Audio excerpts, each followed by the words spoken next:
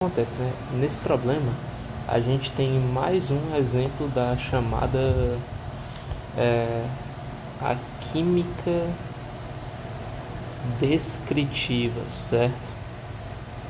O que seria esse ramo, né, da física? Na verdade, da química, né? Da física é complicado. Olha, essa parte da química, ela estuda os compostos a partir de propriedades específicas. Propri Mais especificamente as propriedades químicas, né, dos compostos, certo? E aí, o que isso influencia, né? Quais são essas propriedades químicas, né? Como é que elas influenciam? Bem, essas propriedades químicas, elas podem ser métodos de obtenção, certo? Então, assim, determinados compostos, se você tem um tipo de método de obtenção, obtenho por eletrólise, isso já é uma pista para dizer o que é, certo? Então, os métodos de obtenção, eles são um indicativo. Outra coisa, são reações químicas, certo? Então, tem determinado tipo de composto que sofre certas reações químicas. Essas reações químicas, por sua vez, elas vão, elas vão, elas vão ser determinantes também para a gente descobrir esse produto, né? E por aí vai, tudo bem? Certo? Entre algumas outras coisas. Aí sim, não tem exatamente um livro para você aprender essa parte da química descritiva, porque ela é muito mais vivência, certo? Com a própria química, certo? Ela é vivência, às vezes um pouco de teoria, assim. Sabe aquela partezinha do livro que quase ninguém lê? Tipo, você fala, o composto tal sofre essa reação aqui. Pois é, quase ninguém lê isso, né? Porque, enfim, teoricamente não deveria ser importante, mas as provas às vezes gostam de cobrar. Até porque ela é uma maneira de cobrar compostos que são simples, porém que podem ser incrivelmente mascarados através dessas situações. Então, assim, se você aquecer tal coisa, você obtém esses produtos. E essa tal coisa pode ser um composto conhecido, mas você nunca aqueceu aquele negócio para saber. Porém, as provas podem cobrar, né? E aí cobram sob o manto das chamadas reações inorgânicas, né? Tudo cabe ou nas reações orgânicas ou nas inorgânicas. E aí, ó, bem que ele já vai dando algumas pistas. Por exemplo, quando ele fala assim, ó, obtido na eletrólise da solução aquosa de cloreto de sódio. Isso aqui é meio polêmico, mas ok. Porque o que ele está dizendo? Está dizendo que você faz a eletrólise dessa solução contendo Na+, aquoso, e Cl- aquoso. Bom, não é necessário você ir muito longe, né? Se você já estudou eletrólise, você sabe que isso aqui tem a seguinte reação, né? O sódio vai se reduzir, e aí vai dar origem a sódio metálico, né?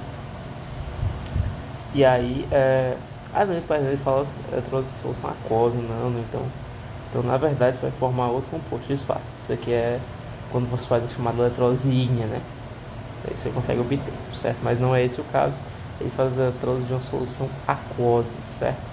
Então o sódio ele fica na forma de Na+, porém é formado um OH- nessa eletrólise, certo?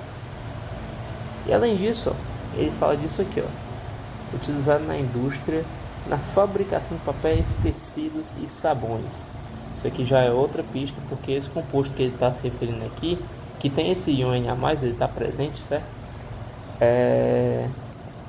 Ele é muito utilizado em reações de saponificação. Além disso, ele diz que o produto é utilizado na desobstrução de encanamentos.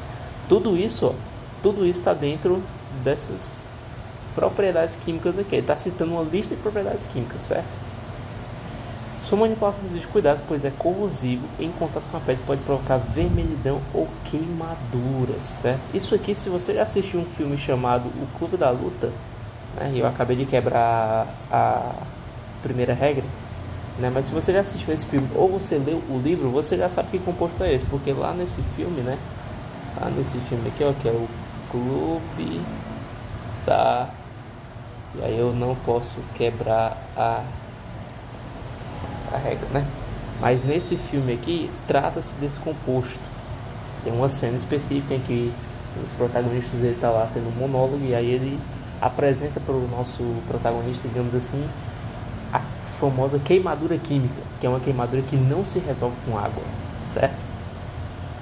Né? E aí ele utiliza esse composto, que é exatamente o que? Ó? O composto é esse camarada aqui, ó. É o hidróxido de sódio, certo? Quando ele está mais diluído, ele é chamado de soda cáustica. A soda cáustica, ela é utilizada para limpar banheiros, certo? Para desentupir canos. Então, isso aqui é o desentupidor, certo? E aí no final ele dá desentupidor. E aí no final ele ainda dá uma pista, né? Porque ele fala o seguinte, ó. Se for abandonado por muito tempo, ele absorve CO2 e se converte em um sal. Bom, mas ok, como é que eu ia saber se eu não assisti o Clube da... Se eu não sei química descritiva, se eu tô aqui dando meus passos, tô aqui resolvendo minhas questões e eu me deparo com esse negócio, como é que diabos eu vou saber qual vai ser a categoria? Se vai ser um composto molecular, se vai ser um composto como ácido clorídrico, se vai ser um ácido sulfúrico? Pois bem, bom, o que acontece? Ácido sulfúrico em geral não é utilizado para fazer sabão, então você já mata daí, certo? Mas olha só, além disso, ele diz que eu tenho um composto, vou chamar esse composto de X, eu não sei quem é, mas o CO2, isso vai dar um sal. Olha, para que isso aconteça, perceba que o CO2 ele é um óxido ácido, certo? Ele é um óxido ácido, tá? Porque se ele reagir com água, ele vai dar o ácido carbônico. Então isso aqui, ó, tem que ser ou um óxido básico, dá certo também, né? Ou uma base, né? Ou base. Se esse negócio for base, ó, e aí sendo base, bom, você sabe que vai ter o íon Na+. Por quê? Porque ele fala que é obtido na eletrólise de solução aquosa, cloreto de sódio. Na eletrólise de solução aquosa, você tem o Na+, lá como um dos produtos. Na verdade, você tem um Na+, e no meio forma um outro carinha que também é interessante pra gente, que vai ser o ânion, né, desse composto. O cátion é o Na+. Então, juntando todas essas pistas que a questão te deu, você consegue afirmar com segurança que é o NaOH. E a reação que ele sofre com CO2 é essa aqui, ó. Vai formar Na2CO3 mais H2O. Só ver se está balanceado. Coloca 2 aqui, pronto, está balanceado. Essa é a reação química que ele se refere no final, certo? Essa é a reação química. Tudo bem? E, bom, basicamente é isso. É assim que essa questão sai. Ela talvez possa parecer bastante difícil, bastante complicado no começo, né? Porque aparentemente eu soltei um monte de informações aqui, mas olha, esse monte de informações eventualmente vai chegando para você. Quando você for ver a aula de ácidos e bases, você vai ver essa informação aqui, certo? Quando você for estudar eletrólise, você vai ver como é que alguns desses compostos são obtidos. Quando você for estudar a parte de sais, óxidos, você vai ver essas reações químicas aqui. Então, pode parecer muita coisa, mas é porque o que eu te falei é um ano inteiro estudando essa parte química inorgânica, se não mais, né?